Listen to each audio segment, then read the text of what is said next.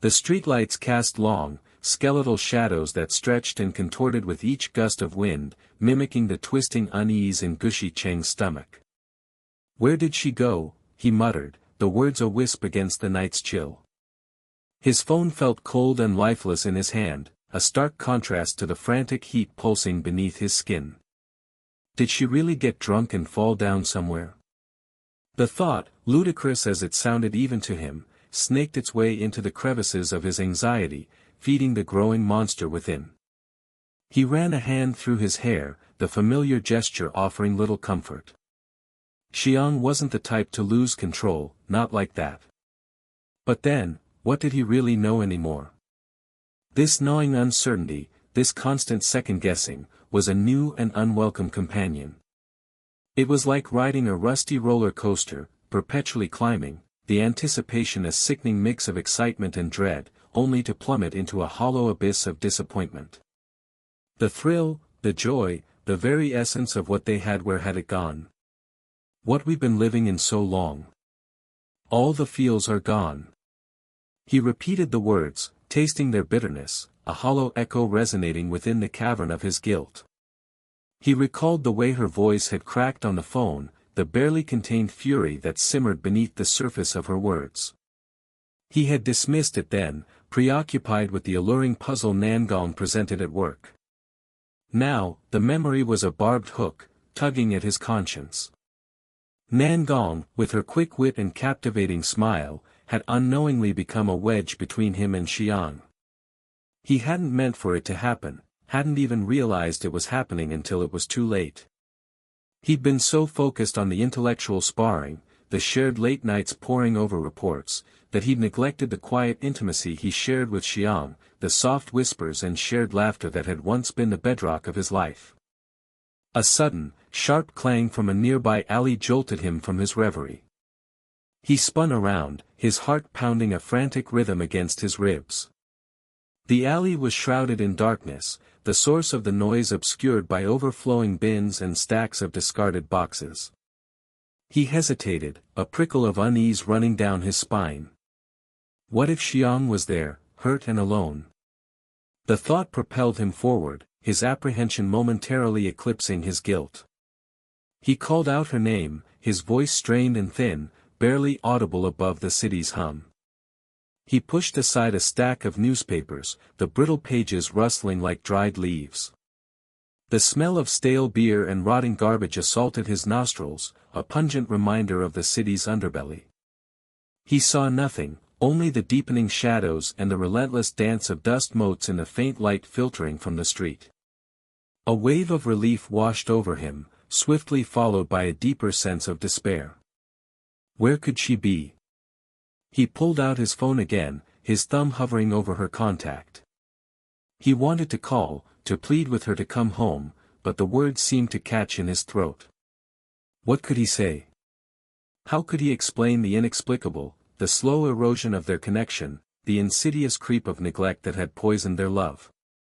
He closed his eyes, the image of Xiang's face, etched with hurt and disappointment, burned into his mind. The rhythmic tap of heels echoed on the pavement, pulling him back to the present. He looked up, his gaze drawn to a figure emerging from the shadows across the street. It was Anan, her face pale in the dim light, her eyes wide with a mixture of concern and something else he couldn't quite decipher. He felt a pang of guilt, another layer added to the already heavy burden he carried. Anan, with her quiet competence and unwavering loyalty, had become an unwitting witness to his internal turmoil. He had confided in her, seeking solace in her calm demeanor, a dangerous blurring of professional boundaries that now filled him with a fresh wave of self-reproach. "Mr. Cheng," she called out, her voice laced with a hint of hesitation. "Is everything all right?" He forced a smile, a pale imitation of genuine reassurance. "Just a bit preoccupied," he replied, his voice rough. He knew he sounded unconvincing, but he couldn't muster the energy to feign normalcy. He was tired, bone-tired, the emotional roller coaster having taken its toll. Anan hesitated for a moment, her gaze searching his face. "I saw you from the bus stop," she said finally, her voice soft. I thought you might need company. He stared at her, surprised by her perceptiveness, by her quiet offer of support. He was used to being the one offering comfort, the one dispensing advice and guidance. Now, here she was, offering him a lifeline in the midst of his own personal storm. He swallowed hard, the knot in his throat loosening slightly. Thank you, Anan, he said, the words heavy with sincerity. He didn't deserve her kindness, not after the way he had treated Xiang, not after the way he had leaned on Anan for emotional support. He had crossed a line, and the guilt gnawed at him, a constant reminder of his failings. He knew he had to fix things, with Xiang, with Anan, with himself. But where to begin? The question hung in the air, heavy and unanswered, as the city lights continued their silent vigil over their tangled lives. He looked at Anan, her presence a strange mix of comfort and unease. He knew he needed to tell Xiang everything, to confront the mess he had created. But the fear of losing her, the fear of facing the consequences of his actions, paralyzed him. The night stretched before him, long and uncertain, a mirror reflecting the turbulent landscape of his heart. The air in the apartment hung thick with unspoken words, heavy with the scent of stale apologies.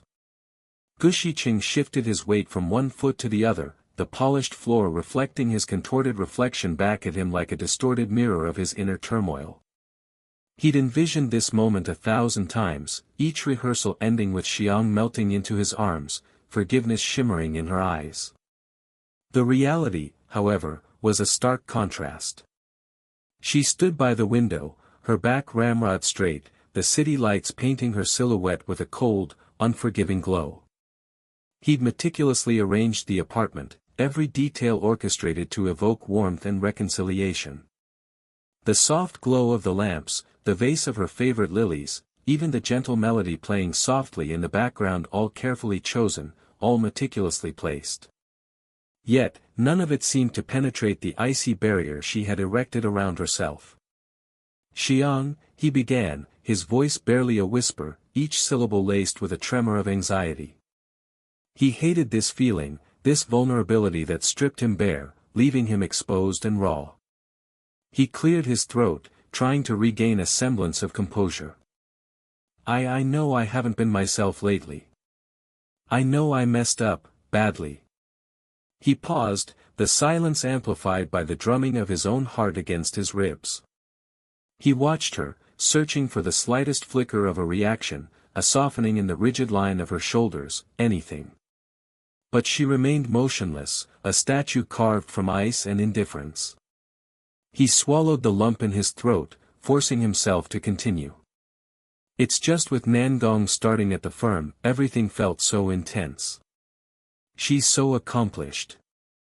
It made me question everything, even us. He winced internally at his own words, the inadequacy of them echoing in the silence.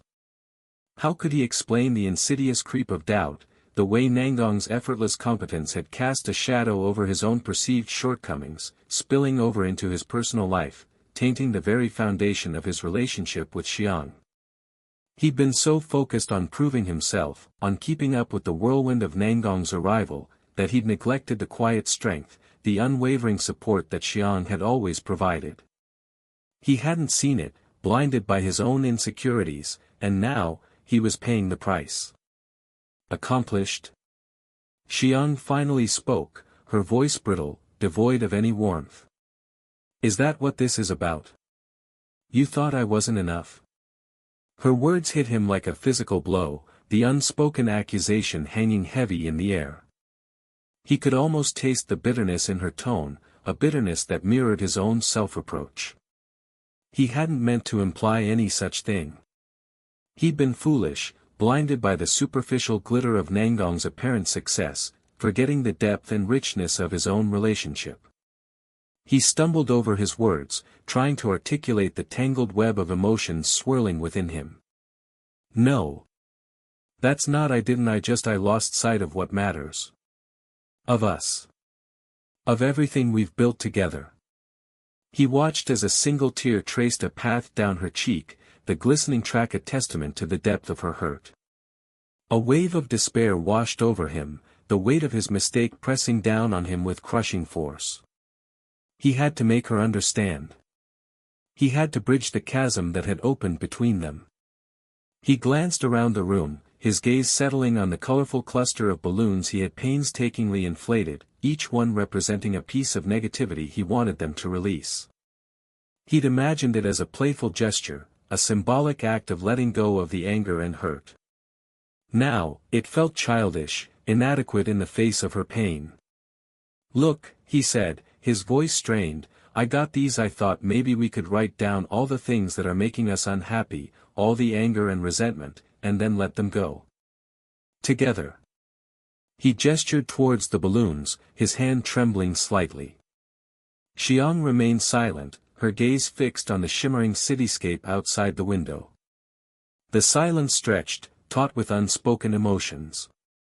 He watched her, his heart clenching with each passing second.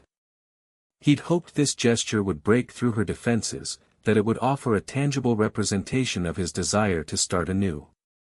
But her continued silence felt like a rejection, a confirmation of the irreparable damage he had caused. He wanted to reach out, to touch her, to offer some physical comfort, but he hesitated, afraid of intruding on her grief, afraid of further exacerbating the situation. He closed his eyes, the weight of his guilt pressing down on him, suffocating him. He'd lost sight of what truly mattered, lost in the labyrinth of his own insecurities. Now, he stood on the precipice of losing everything. The silence in the apartment hung heavy, punctuated only by the soft hum of the city outside, a constant reminder of the world continuing on, oblivious to the private turmoil unfolding within those four walls. The flickering candlelight painted dancing shadows on the white tablecloth, each flicker a nervous flutter in Gushi Cheng's stomach. He adjusted the collar of his shirt, the crisp cotton doing little to soothe the heat rising in his neck. He'd meticulously planned this, each detail from the string lights twinkling around the rooftop terrace to the single perfect rose in a crystal vase, a desperate plea for forgiveness. He'd imagined Xiang's face, the way her lips would curve into a surprised smile, the softening of her eyes that had grown so cold these past weeks. He'd rehearsed the words, crafted them into a perfect apology, yet now, with the city light spread out beneath them like a jeweled carpet, the words felt brittle, inadequate. He heard the soft click of the door opening behind him, and his heart hammered against his ribs. He turned, a hopeful smile playing on his lips, but the smile faltered as he saw not Xiang, but Nangong and Wu emerging onto the terrace. A wave of disappointment, sharp and cold, washed over him. He'd envisioned this moment so clearly, Xiang wrapped in his arms under the expansive night sky, and now this intrusion, this unwelcome disruption. "Cheng," Nangong's voice was laced with surprise, her eyes taking in the romantic setting, "what's all this?" He forced a casual shrug, trying to mask his inner turmoil. "Just thought I'd enjoy the view." The lie tasted like ash in his mouth. He could feel Nangong's gaze lingering on the rose, the carefully arranged candles, and he knew she was piecing together the truth. He cursed his own carelessness, his foolish hope that he could somehow keep this attempt at reconciliation a secret. Wu, ever oblivious, let out a low whistle. "Quite the setup, Cheng. Big date." He clapped Gushi Cheng on the shoulder, the gesture jarring in its misplaced camaraderie. Gushi Cheng managed a tight smile. He hadn't considered what others would think, hadn't factored in the potential for embarrassment. He'd been so consumed by his desire to make things right with Xiang that he'd overlooked the practicalities, the whispers and speculation that would inevitably follow. "Actually," Nangong said, a thoughtful expression on her face, "I believe this might be for Xiang. Isn't today your anniversary?" Her words hung in the air, thick with unspoken implications. Gushi Cheng felt his cheeks flush. He hated the way she seemed to see right through him, her sharp observations a constant reminder of his own clumsy attempts at deception. Before he could respond, the rooftop door opened again, and this time it was Xiang. She stood framed in the doorway, her silhouette outlined against the warm glow from within. For a moment, the world seemed to hold its breath. Gushi Cheng watched her, his heart a frantic drum against his ribs. He searched her face for a flicker of recognition, a hint of the emotion he'd so desperately hoped to evoke. But her expression was unreadable, a carefully constructed mask that gave nothing away. Xiang. Wu's voice broke the spell. He stepped forward, oblivious to the tension crackling in the air. What a coincidence. Enjoying the supermoon?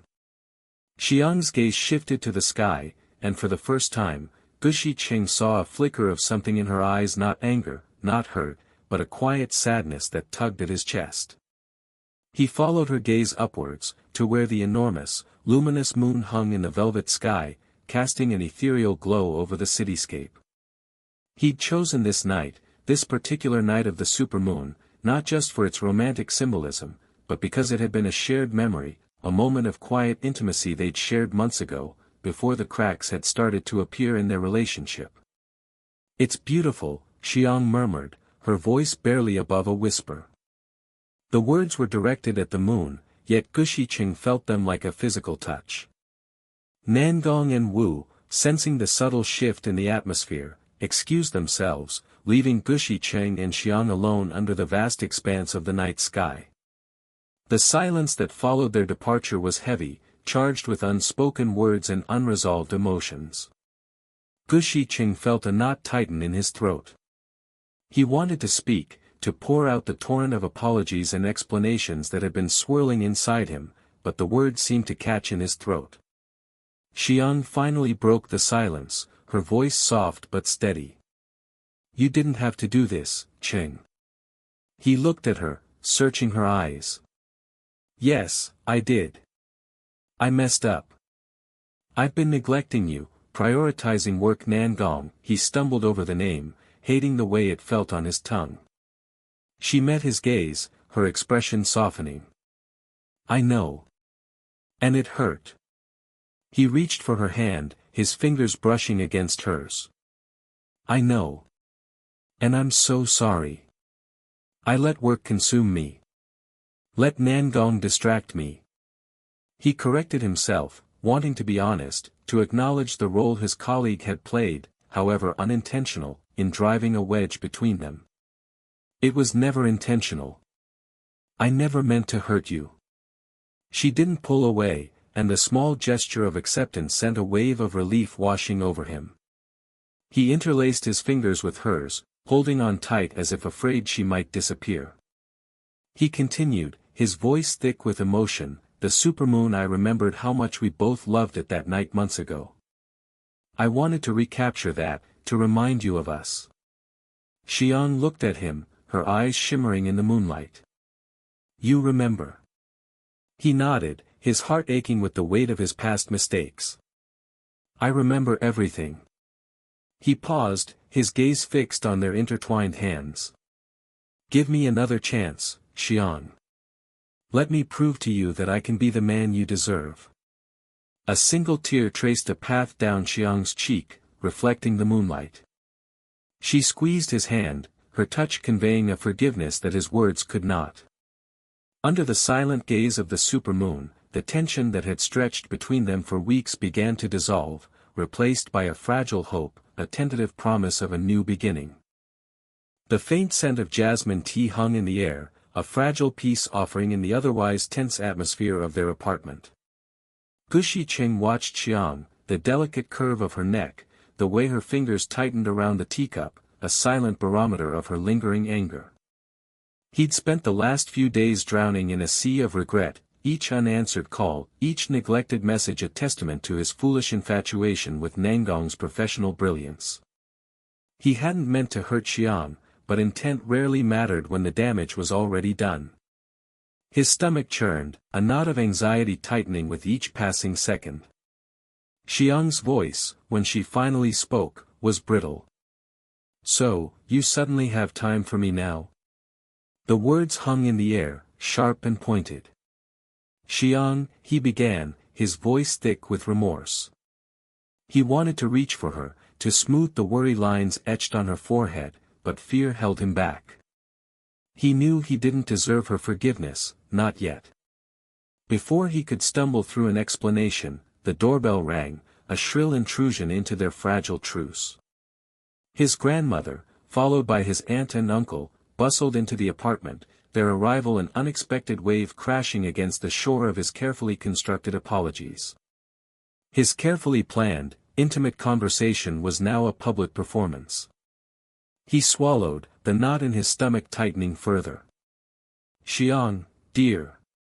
His grandmother embraced her warmly, the scent of sandalwood and mothballs filling the air. "We were in the neighborhood and thought we'd drop by." He saw the knowing glint in her eyes, the subtle pressure of her hand on Xiang's back. He knew his grandmother, with her uncanny ability to read between the lines, had already pieced together the fractured state of their relationship. His aunt and uncle echoed the greetings, their voices laced with a forced cheerfulness that grated on his nerves. The apartment, which moments ago had felt suffocatingly small with just him and Xiang, now felt crowded, the air thick with unspoken words and strained smiles.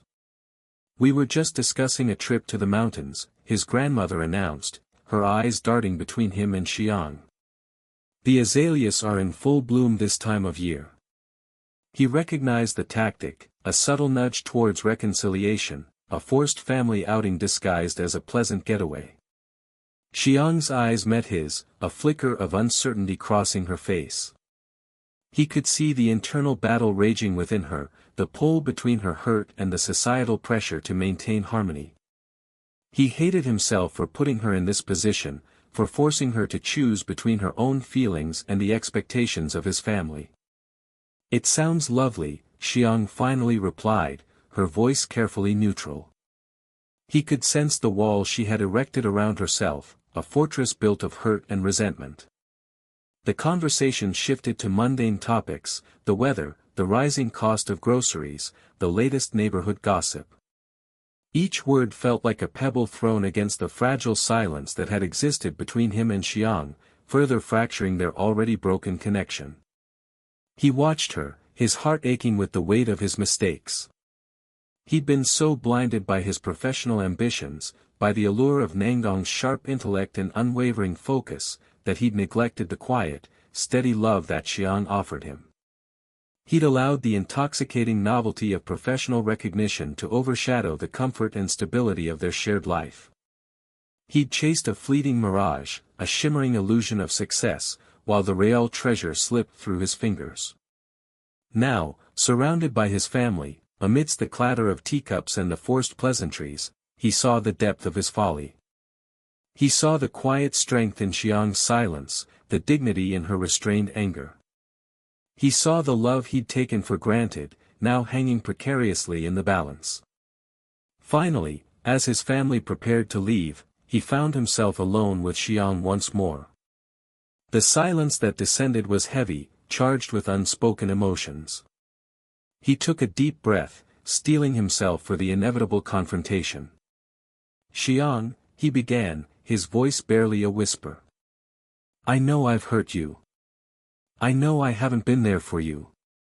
I've been a fool." He paused, searching for the right words, the words that could convey the depth of his remorse, the sincerity of his regret. "I let my work consume me, I let Nangong's presence distract me. But it's you I want, Xiang. It's always been you." He watched her, his heart pounding in his chest. He saw the flicker of something in her eyes, a softening of the hard lines that had etched themselves around her mouth. He saw the subtle tremble of her lips, the slight intake of breath. "Gushy," she said, her voice barely audible. I don't know what to say." The words were a fragile whisper, a tentative step towards forgiveness. He reached for her hand, his fingers brushing against hers. The contact, though fleeting, sent a jolt of electricity through him. He held her gaze, pleading with his eyes for a second chance. "Just tell me you forgive me," he whispered, his voice thick with emotion. "Tell me we can fix this." Xiang's eyes filled with tears, a mixture of hurt and relief. She closed her eyes for a moment, as if gathering her strength. When she opened them again, he saw a flicker of the woman he loved, the woman he'd almost lost. "I forgive you, Gushy," she said softly, her voice laced with a fragile hope. "But you need to show me, not just tell me. We need to rebuild this, together." He pulled her close, burying his face in her hair, the scent of jasmine and something uniquely Xiang filling his senses. He held her tight, as if afraid to let go, as if afraid she might disappear. He knew the road ahead wouldn't be easy, that rebuilding trust would take time and effort. But in that moment, held in Xiang's embrace, he felt a surge of hope, a glimmer of light in the darkness. He had a second chance, a chance to reclaim the love he'd almost lost. And he wouldn't let it slip away again. The fluorescent lights hummed, a sterile counterpoint to the silence of the office. Anan glanced at the clock, its red digits glowing 11:37 p.m. A sigh escaped her lips, a puff of warm air in the cool, conditioned space. Just a few more reports, she thought, the familiar ache in her wrist a testament to the hours spent hunched over her keyboard. Then home to a lukewarm dinner and the comforting solitude of my small apartment. The thought held a certain bleak appeal. A sound, a shuffling, incongruous with the hushed stillness, snagged her attention. Anan's fingers froze above the keyboard, a prickle of unease tracing its way down her spine. She swiveled in her chair, her gaze sweeping across the darkened office cubicles. The source of the noise materialized in the doorway, the silhouette of Mr. Zhao, a senior manager known for his boisterous laughter and penchant for after-work socializing, swaying precariously in the frame. He stumbled forward, his tie askew, his hair disheveled, the reek of alcohol clinging to him like a second skin. Anan's unease sharpened. He shouldn't be here, she thought, the thought laced with a sudden, chilling certainty. "Anan," he slurred, his voice thick and unfamiliar. "Working late, are we?" He approached her desk, his gait unsteady, his gaze unsettlingly intense. Anan forced a tight smile. "Just finishing up, Mr. Zhao." Her heart hammered against her ribs. She could feel the color draining from her face. "Don't panic," she told herself, her voice a strained whisper in the confines of her mind. "Be polite. Be professional." He leaned closer, invading her personal space, the smell of stale liquor overwhelming her. "You're a dedicated employee," he mumbled, his words punctuated by a hiccup. He reached out, a hand landing heavily on her shoulder. Anan flinched, recoiling instinctively. "Mr. Zhao," she said, her voice tight, "I really need to finish these reports." Her mind raced, frantically searching for an escape route. He chuckled, a low, guttural sound that sent a shiver down her spine. "Don't be so serious, Anan. We can celebrate your dedication." He leaned in closer still, his breath hot against her ear. Anan felt a wave of revulsion wash over her. "No," she thought, the word a silent scream in her head. "This isn't happening." She pushed back from her desk, knocking her chair over in her haste. "Mr. Zhao, please," she said, her voice trembling. "I need to go." She sidestepped him, her body tense, her eyes fixed on the door. He grabbed her arm, his grip surprisingly strong. "Where do you think you're going?" he slurred, his voice laced with a sudden, unsettling anger. Anan's breath hitched in her throat. Fear, cold and sharp, pierced through her. She struggled against his grip, her mind a whirlwind of panic and disgust. "Let me go," she hissed, her voice laced with a desperation she hadn't known she possessed. With a sudden, desperate surge of adrenaline, she wrenched her arm free, stumbling back, knocking over a stack of files in the process. The clatter echoed in the silent office, a jarring counterpoint to the heavy silence that followed. Mr. Zhao stared at her, his eyes narrowed, his face contorted in a mixture of anger and confusion. Anan seized the opportunity, turning and fleeing towards the door, her heart pounding a frantic rhythm against her ribs. The following morning, the memory of the encounter hung over Anan like a suffocating shroud. She replayed the scene in her mind, over and over, each repetition intensifying her sense of violation and unease. She knew she had to report the incident, but the thought filled her with a profound sense of dread. What if they don't believe me? She thought, the question a gnawing whisper in the back of her mind. What if they blame me? She found herself standing outside her boss's office, her hand hovering over the door handle. She hesitated, a wave of uncertainty washing over her. Taking a deep breath, she pushed the door open. Her boss looked up from his desk, his expression a mixture of surprise and concern. "Anan," he said, his voice gentle. "Is everything all right?"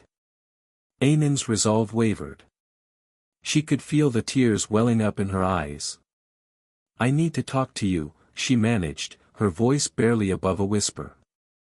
She recounted the events of the previous night, her voice trembling, her hands clenched into fists.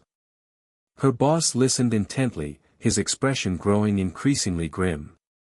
When she finished, a heavy silence settled over the room. "I'm so sorry this happened, Anan," he said finally, his voice filled with a quiet anger. "This is unacceptable." Anan looked at him, her heart filled with a mixture of relief and gratitude. "Thank you," she whispered. He reached across the desk, taking her hand in his.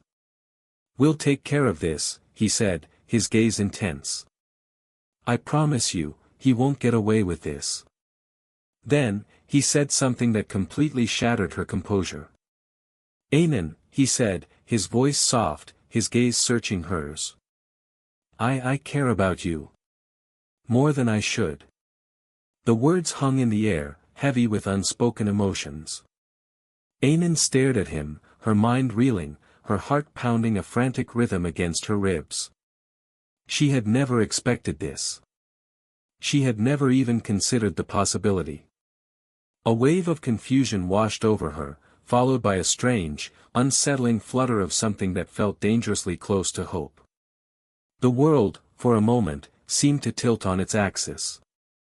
The weight of the previous night's events, the fear, the anger, the sense of violation, all of it seemed to fade into the background, replaced by a single, overwhelming question: what now? The taxi's worn leather seat stuck to the back of Anan's thighs, the humid city air thick and clinging. Streetlights blurred past, each one a fleeting smear of orange against the deepening blue. She watched them go, her reflection superimposed over the city's chaotic canvas. She felt a tremor of unease, a low hum of anxiety that thrummed beneath her skin. Had she been wrong to agree to this? To meet him outside of work, outside of the familiar confines of their professional relationship? A sigh escaped her lips, a soft whisper lost in the cacophony of the city. His text message flashed in her mind's eye: "Meet me by the river. 8 p.m. I need to talk to you." The brevity, the urgency, had stirred a strange mixture of curiosity and apprehension within her. He rarely contacted her outside of office hours. What could be so important? Perhaps it was about the upcoming project, the one she'd poured her heart and soul into. Or maybe, a sliver of hope whispered, it was something more.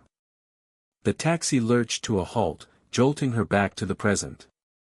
He was already there, standing by the river's edge, a solitary figure against the backdrop of the city's glittering skyline. The same familiar suit, meticulously tailored, clung to his broad shoulders. Even from a distance, she could see the tension etched on his face, the tightness around his jaw. Her stomach fluttered. The apprehension returned, stronger this time, a cold knot in her chest. He turned as the taxi pulled away, his gaze locking onto hers. For a moment, the world seemed to fall silent, the city's roar fading into a distant murmur. His eyes, usually sharp and focused, held a certain vulnerability, a flicker of something she couldn't quite decipher. It made her heart beat faster, an erratic rhythm against her ribs. He offered a tentative smile as she approached. Anan, thank you for coming. His voice, usually commanding and assured, was low, almost hesitant. The subtle shift in his demeanor only deepened the mystery, fueling the disquiet that churned within her. Of course, she replied, her voice steadier than she felt. She tucked a stray strand of hair behind her ear, a nervous gesture she hadn't even been aware of. Is everything all right? He hesitated, his gaze fixed on the dark, swirling waters of the river. The silence stretched, thick with unspoken words, with an undercurrent of tension that crackled in the air between them. He finally spoke, his voice barely above a whisper. I owe you an apology. Anan's brow furrowed. An apology? For what?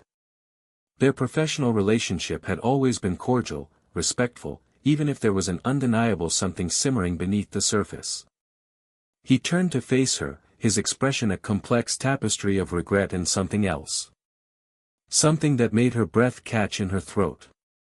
I haven't been myself lately. Distracted. Preoccupied. He paused, as if searching for the right words, the right way to articulate the tangled mess of emotions that swirled within him. My personal life, it's been complicated. Anan remained silent, her mind racing. What was he trying to tell her? What did his personal life have to do with her?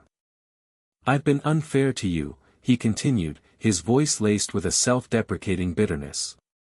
I haven't given you the attention, the recognition, you deserve. You've been exceptional, Anan. Truly exceptional.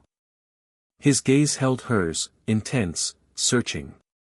It was a look that sent a shiver down her spine, a look that spoke of something more than professional admiration. He took a step closer, closing the distance between them. The scent of his cologne, a subtle blend of wood and spice, filled her senses, making her head spin. I've been pushing you away, he confessed, his voice barely a murmur. Because I was afraid. Afraid? Afraid of what? The question hung in the air, heavy with unspoken implications. He reached out, his fingers brushing against her cheek. The touch, light as a feather, sent a jolt of electricity through her body. Her breath hitched, her heart pounding against her ribs like a trapped bird. He leaned in, his voice a low whisper against her ear. Afraid of how much I feel for you. The words hung in the air, suspended between them, heavy with meaning. Anan's mind reeled, struggling to process the confession, the sheer audacity of it. He felt for her. But how? When?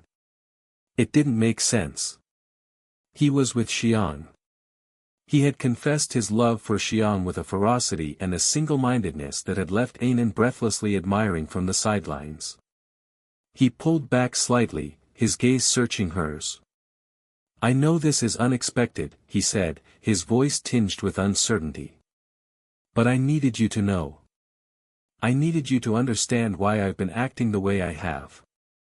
Anan stared at him, her mind a whirlwind of conflicting emotions. Confusion, disbelief, a flicker of hope. She wanted to believe him, to believe in the sincerity in his eyes, in the tremor in his voice. But a part of her, a cautious, rational part of her, held back. Was this real? Or was it just another complication, another layer of the intricate web of his complicated personal life? I don't know what to say, she finally managed, her voice barely a whisper.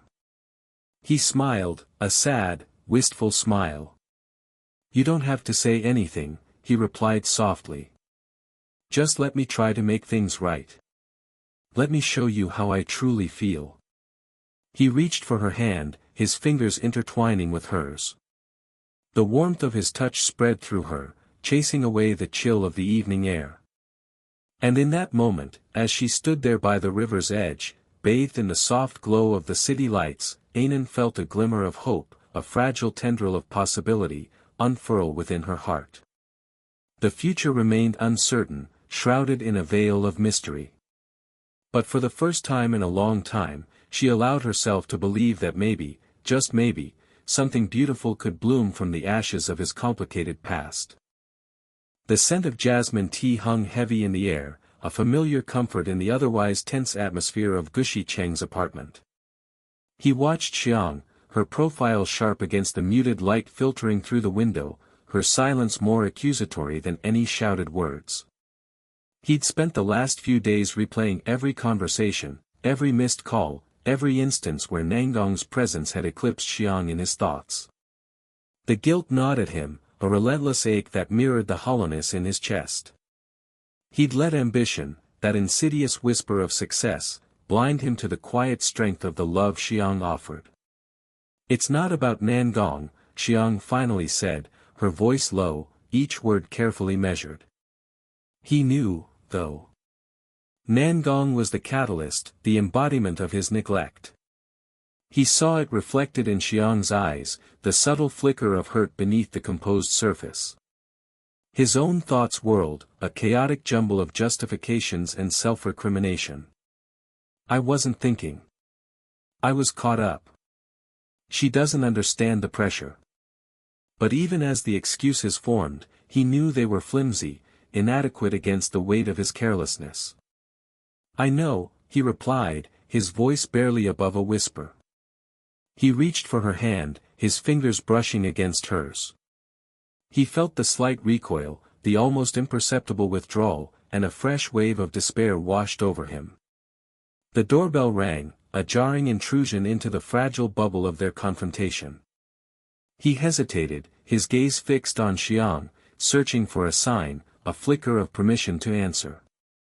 She remained impassive, her eyes distant, and he felt a cold knot tighten in his stomach. It was his mother. He recognized the insistent rhythm of her ring. Followed by another, softer, chime. His sister.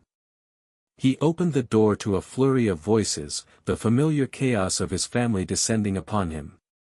His mother, her face etched with worry, his sister, her expression a mix of curiosity and concern, and behind them, his father, his presence a quiet anchor in the swirling emotions.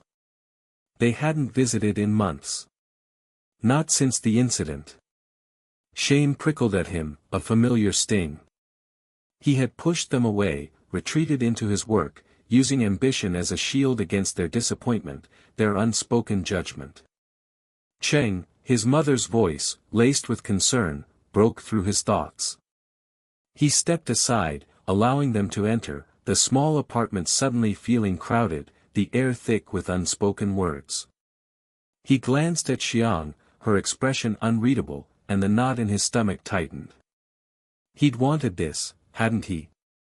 Reconciliation. But now, with Xiang here, the weight of his fractured relationships pressed down on him, suffocating him.